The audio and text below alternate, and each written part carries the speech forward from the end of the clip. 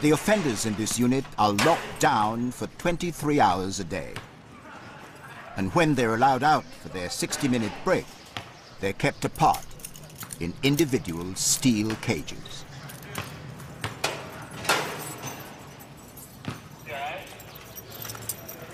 One of the men is 38-year-old Ronald L. Sanford. By any measure, and in any prison community, his is an exceptional story.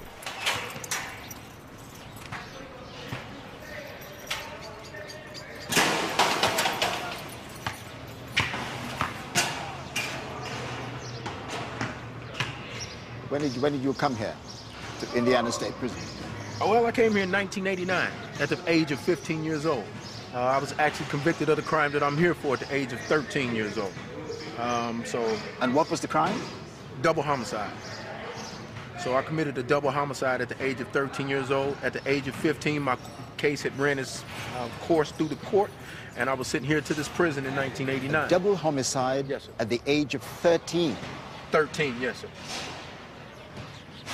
That's very, very young. It's tragic, to say the least, and it is very young, absolutely. It's unheard of, you know. Wow. It's unspeakable, to say the least. Even reflecting on it almost 25 years later. In August, it'll be 25 years since that crime took place. It's still very vivid, it's still very poignant, it still resonates, and it still has the same amount of tragic elements involved in it now as it did then, and it will always be with me for the rest of my life. I always say it's like an albatross around my neck. No matter where I go or what I do for the rest of my life, it'll always be with me. What were the circumstances which led up to the incident which led you in prison at the age of 15? Me and a friend had basically planned to get money to go to a fair, and to do so we're going to cut grass, and we went to a home basically, and they said they didn't want their grass cut, and rather than continue on the vein and go to the next home, we decided to push into the home essentially, and it ended in a double homicide. It's that simple. And for our complicity in that crime, I was sentenced to 170 years, 170. You got a sentence of 170 years. Yes, sir. However you cut that, you are not going to get out of here. I'm eligible for parole when I turn 100 years old. Have you ever thought about all the things that you have missed that other 15-year-olds go through as part of their normal lives? Absolutely. I've never been to the prom, I've never driven a car, I've never had a driver's license, I've never filed tax returns, I've never been on an airplane, I've never traveled abroad. Yeah, should I continue? My life has been lived in this prison, and it seems as though I've been in this prison so long that I've never been free. 25 years in prison, you know, it's a long time. Especially when you come in at the age of 15. Yeah, really. Ariel, thank you so much for talking to me. Thank you for taking the time. I appreciate you.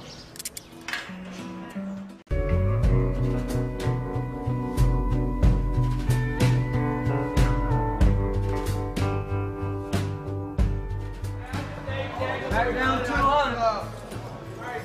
Camera crew on 200.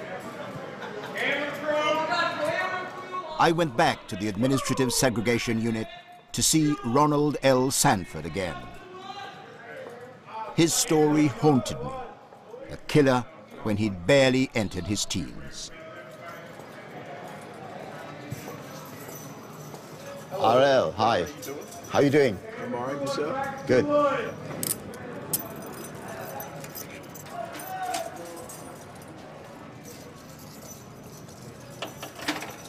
How do you get accustomed to life in this environment? It takes some getting used to.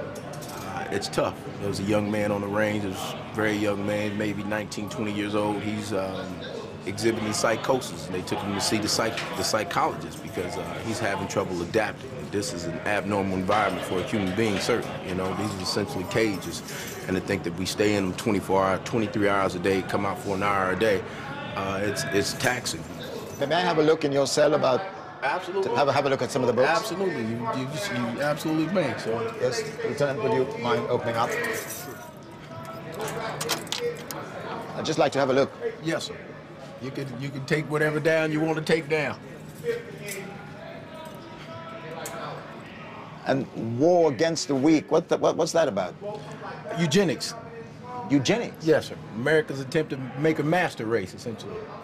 And this one is the tree of life. What that's about? Yes, it's Kabbalah, actually. It's more metaphysics, essentially. Those deep questions about man, where he comes from, where we're going, and who we are, essentially, yes. I see that you have, in addition to your books, you have some of your own writing on the walls here. Strength, well-being, and health. Yes. Just something I try to focus on. If there's anything I want to stay my mind on, as I always say, it's something progressive. So being strong and having a good disposition and being in good health are certain things I definitely want to focus on. And you have written here, no man is your enemy, no man is your friend, every man is your teacher. Yes, sir.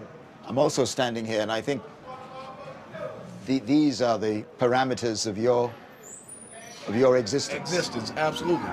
These four walls. It's a pretty isolating place.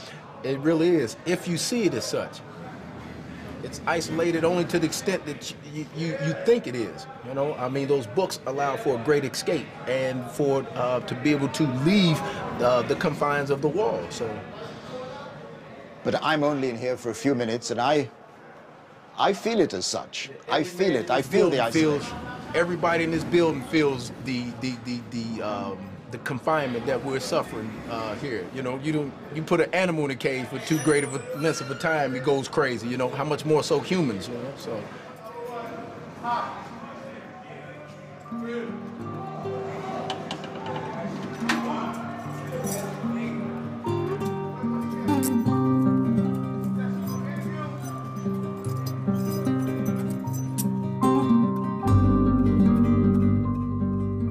This is what Sanford looked like when he came here at the tender age of 15.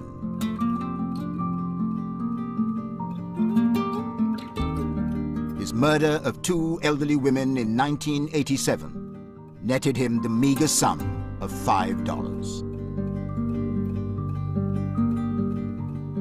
On that vile act, he must reflect for the rest of his life.